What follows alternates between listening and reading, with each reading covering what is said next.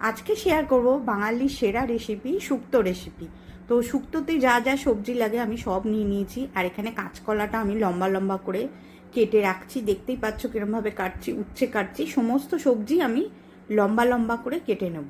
সব কাটা হয়ে গেছে, আমি সাজিয়ে নিয়েছি পেঁপে, কাঁচকলা, রাঙালু, কুমড়ো, ঝিঙে, সজনা ডাঁটা, যা যা লাগে আমি সব লম্বা লম্বা করে কেটে নিয়েছি। এখানে কড়াই আমি ড্রাই রোস্ট করে নিলাম 5 ফোড়ন আর রাঁধুনি গুঁড়ো করে রেখে দেবো। আর এখানে সর্ষের তেলে আমি ভেজে নিলাম বড়ি।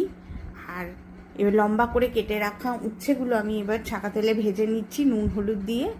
সব সবজি এরমভাবে আমি ভেজে নেবো একটা একটা করে। এখানে বেগুনটাও ভেজে নিলাম, কাঁচকলাও ভেজে নিলাম। এরম করে করে সমস্ত সবজি আমি ভেজে নেবো।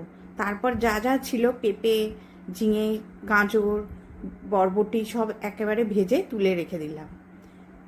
এবারে একটা মশলা করব, পোস্ত, কাজু বাদাম, আদা, চালমগজ সব বেটে নিলাম। এবারে কড়াই সর্ষের তেলে ফোড়নে দিলাম 5 ফোড়ন, তেজপাতা দিয়ে ওই ভেজে রাখা সবজিগুলো দিয়ে একটু নাড়াচাড়া করে ওই পেস্টটা দিয়ে দেবো। এখানে তোমরা সর্ষে বাটাও দিতে পারো, আমি দিইনি।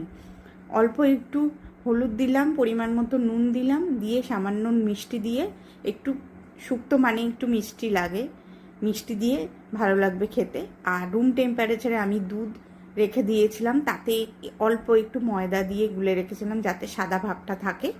দিয়ে দিলাম দুধটা, দিয়ে বড়ি দিয়ে একটু ঢাকা দিয়ে দিলাম। এবারে নামানোর আগে দেব ঘি, আর ওই ড্রাই রোস্ট করা মশলাটা দিয়ে দিলাম।